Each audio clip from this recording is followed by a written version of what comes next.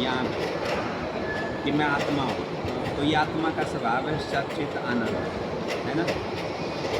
अब यहाँ जान लिया जो यहाँ पे है, जैसे एक घड़े ने जान लिया अपने में कि मैं, घड़े ने अपने में डूबा और अपने को जाना कि मैं मिट्टी हूँ, है ना, जान लिया कि मैं मिट्टी हूँ, मैं घड़ा नहीं। अब वो बाकी घड़ों में क्या है, मतलब बाकी घड़ों में भी मैं ही हूँ, तो सब घड़ों के अंदर क्या है, मिट्टी है, और मैं मिट्टी एक हूँ, ये है परमात्मा ज्ञान। अपने एक देह में जानना कि मैं आत्मा हूँ, ये आत्मज्ञान है। और सब जीवों में आत्मा का अनुभव करना, अपने को देखना, ये परमात्मा ज्ञान, ये ब्रह्म ज्ञान। यानी ब्रह्म और परमात्मा एक ही बात है। उपनिषदों में इसको ब्रह्म कहते हैं और भागवत गीता में इसको परमात्मा कहते हैं। आपकी जब मैं व्यापक होगी तो वो परमात्मा है, इंडिविजुअल है, ये आत्मज्ञान है। बुद्धि में जानते हो मैं साक्षी हूँ, तो ये साक्षी में सिर्फ आत्मा ही है। पर आप अपनी बुद्धि, सब बुद्धियों में जानते हो मैं साक्षी हूँ, परमात्मा, ये भेद। बस इतना सा रहता है, क्योंकि आत्मा और परमात्मा में जरा भी भेद नहीं है। ये तो भेद बताता है, वो तो भेद बता रहे हैं। अज्ञान के कारण भेद है महाराज, अज्ञान के कारण। देखो अगर आपकी मैं व्यापक हो जाए, ऐसा करें कि आत्मा में केवल दो ही है, सत और चित, और जो परमात्मा है उसके अंदर आनंद का गुण भी है, तीनों सत चित और आनंद, तीनों गुण परमात्मा के अंदर है। आत्मा में केवल सत और चित है। देखो सभी भेद करते हैं, और वेदांत क्या कहता है, वो कहता है कि परमात्मा कोई सेकंड पर्सन नहीं है, आपसे अलग नहीं है, बल्कि आप ही वो हैं। आपको ये जनाता है कि आप ही परमात्मा हैं, अपने को व्यापक जानो और आप ही परमात्मा हैं। खुद ही को मिटाओ और आप क्या हो जाओ, जैसे सीमितपना मिटेगा, अहंकार मिटेगा तो आप व्यापक हो जाओ। जब तक आप अपने को यहाँ एक देह में आबद्ध मानते हैं कि मैं इस शरीर में हूँ, तो आप सीमित हैं, है ना। जैसे आपने इस शरीर का बाध कर दिया, बाध मतलब मारना नहीं है, इस शरीर का मैं भाव से उठकर आपने व्यापक अपने को देख लिया। पेड़, पहाड़, पत्थर, मकान, जीव जंतु, पशु पक्षी, इन सब में आपने अपनी मैं को देख लिया। जब ये आपकी मैं इतनी व्यापक हो जाए तो बस यही करना।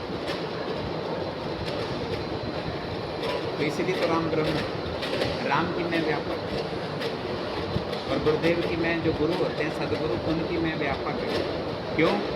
क्योंकि उनकी मैं व्यापक है, एक शरीर में नहीं है। तो इसलिए गुरु ब्रह्मा, गुरु विष्णु, गुरुदेव महेश्वर, गुरु साक्षात परब्रह्म। गुरु ब्रह्मा भी है, गुरु विष्णु भी है, गुरु महेश भी, गुरु सब कुछ है। गुरु सत्ता रूप में सब में है, हर जीव में है, कोई जीव उससे अलग नहीं है।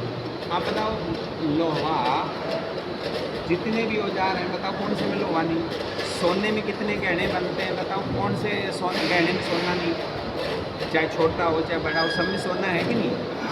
इसलिए तो कबीर साहब कह रहे हैं चींटी से लेके ब्रह्मा तक, नहीं अष्टावक्र जी का, चींटी से लेके ब्रह्मा तक ये सारे नष्ट होते हैं, ये सारे नष्ट हो जाते हैं। चींटी भी नष्ट होती है, ब्रह्मा भी, और बीच में सारे आ गए।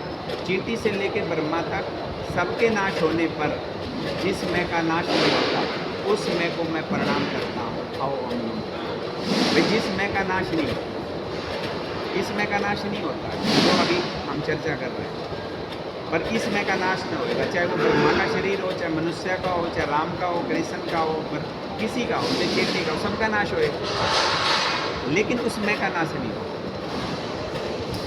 उस मैं को जानना, अगर वो मैं मिल जाए तो फिर समझ ले आपकी पूर्ण तृप्ति, पूर्ण संतुष्टि, फिर आनंद आपका स्वभाव।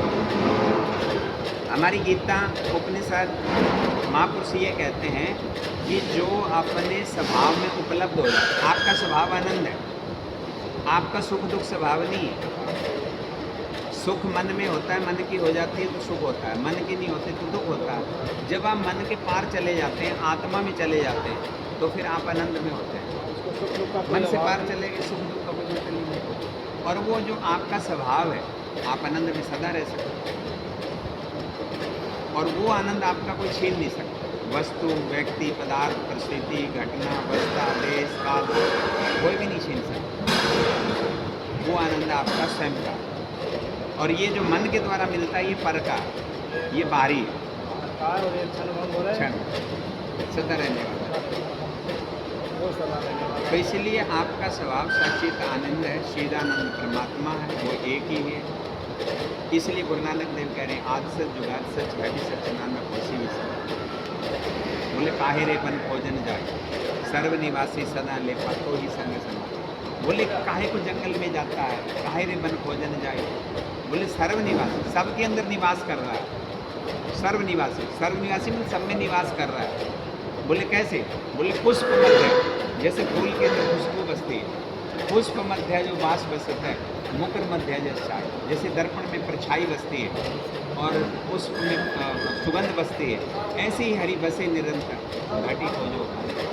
फिर आगे कह रहे हैं बाहर भीतर एक को जानो, ये गुरु ज्ञान बताई जन नानक बिन आपा चीने। आपा मतलब अपने आप को नहीं जानोगे, मिटे न भ्रम की काई। आपकी भ्रम की काई नहीं मिटेगी। जैसे तालाब में काई आ जाती है ना, जब तक काई नहीं हटाओगे तो जल प्राप्त में नहीं मिलेगा, प्राप्त होते हुए भी अप्राप्त रहेगा क्योंकि काई आ गई। अपने आप को नहीं जानोगे तो मिटे न भ्रम की काई। जन नानक बिन आपा चीने, अपने आप को चीना मतलब अपने आप को नहीं जानोगे, नहीं देखोगे तो भ्रम की काई नहीं मिटेगी। कौन से वाली? सर निवासी सदालेप, जो सब में निवास करता है और अलेप है, जो लिप्त नहीं होता, वो नहीं जान पाएंगे। वो नहीं जानता। अब हमारे सबके अंदर जो आत्मा वो निर्लेप रहता हुआ है, लेकिन हम उसको जान नहीं रहे, केवल जानना है। अगर जान जाओ तो बस काम हो जाएगा। फिर किसी नाल राग नहीं, किसी नाल द्वेष नहीं, आत्मानंद मेरी कोई भी कलेश नहीं। तो ये गजब का रहस्य है।